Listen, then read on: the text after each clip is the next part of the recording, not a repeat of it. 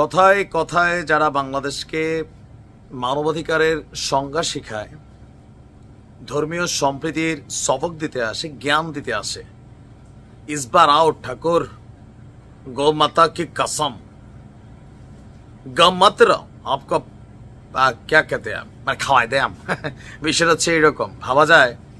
দেখেন, আমরা বরাবরই বলি যে ভারতের প্রতি আমাদের কোনো রকম হিংসাত্মক মেন্টালিটি আমার নাই। শুধুমাত্র মোদির সরকার পুরো ভারতবর্ষকে কয় টুকরো করবে, জাস্ট আজকের ভিডিওটা এটা একটা প্রমাণ। আপনারা একটা ছবি দেখছেন, ছবিটা আপনি এখনো বোঝেন না এটা কি। আমাদের বাংলাদেশে যারা অনেকে আছেন যে মনে করেন বাংলাদেশে আমাদের সনাতন ধর্মাবলম্বী ভাই বোনরা খুব বেশি ভালো নাই, ভারতে মুসলিমরা এর থেকে ভালো থাকে, বাংলাদেশের হিন্দুরা এরকম রাইটস পাচ্ছে না, এগুলো নিয়ে ইন্টারন্যাশনালি অনেকে কথাবার্তা বলেন। এই ছবিটা হচ্ছে পলিথিনে মোড়ানো নীল, ছবিটা হচ্ছে একটা মসজিদের।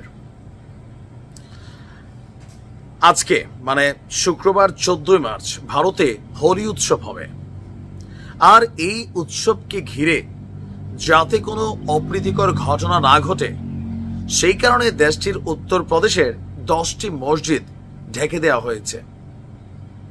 ভাবা যায় এখন কেন?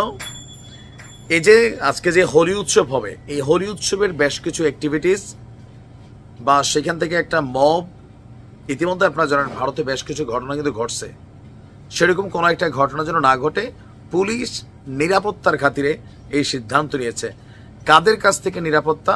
বিজেপি, শিবসেনা, আরো বেশ কিছু ধর্মীয় সংগঠন আছে ভারতে, যারা মোদির এই শাসনামলে পুরো ভারতবর্ষে ঐতিহ্যবাহী শত শত যুগের ইতিহাসকে ধারণকারী অনেক ধরনের ইসলামিক প্রতিষ্ঠানগুলোকে তারা ভেঙে দিয়েছে, আইন করে ধ্বংস করে দিয়েছে, আরো নানান ঘটনা করেছে। আর আজকে আমরা দেখলাম এই ঘটনা। বলা হচ্ছে যে আজকে পবিত্র জুমা এবং হোলি একই দিনে পড়েছে, যা গত 60 বছরেও নাকি পড়ে নাই। আর এই উৎসবকে কেন্দ্র করে যেন কোনো রকম অপ্রীতিকর ঘটনা না ঘটায় দুষ্কৃতিকারীরা বা চক্রান্তকারীরা, এই বিষয়ে উত্তরপ্রদেশের প্রশাসন ব্যাপক প্রস্তুতি নিয়েছে। আর পুলিশ বলছে সাম্প্রদায়িক সম্প্রীতি বজায় রাখতে এবং দুই সম্প্রদায়ের উৎসব পূর্ণ আনন্দ ও উল্লাসের সঙ্গে উদযাপন করতে এই সিদ্ধান্ত নেওয়া হয়েছে। আমাদের বাংলাদেশে অনেক জায়গায় আছে যে এই 10 হাত দূরে একটা মসজিদ, এই 10 হাত দূরে একটা মন্দির। যখন মসজিদে নামাজ হয় মন্দিরের অ্যাক্টিভিটিস বন্ধ থাকে, আবার মন্দিরে যখন পূজা হয় মসজিদে অন্যান্য কর্মকাণ্ড বন্ধ থাকে, শুধু আজানটা হয়। এটা নাম হচ্ছে সাম্প্রদায়িক সম্প্রীতি। আর ভারতে যেটা হচ্ছে এটা কি? বিজেপি সরকারের মধ্যে একটা বড় শ্রেণী অতিরিক্ত হিন্দু সাজতে গিয়া, অতিরিক্ত ধর্মীয় অনুভব পাবলিকের জাগাইতে গিয়া এরা নিজেরা পুরো ভারতবর্ষকে 2 ভাগে বিভক্ত করে ফেলছে।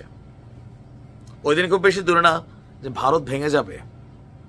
আর এই সকল কিছুর জন্য মোদির সরকার দায়ী থাকবে। কেউ কেউ বলছেন মোদির পরিণতি শেখ হাসিনার মতন হতে পারে।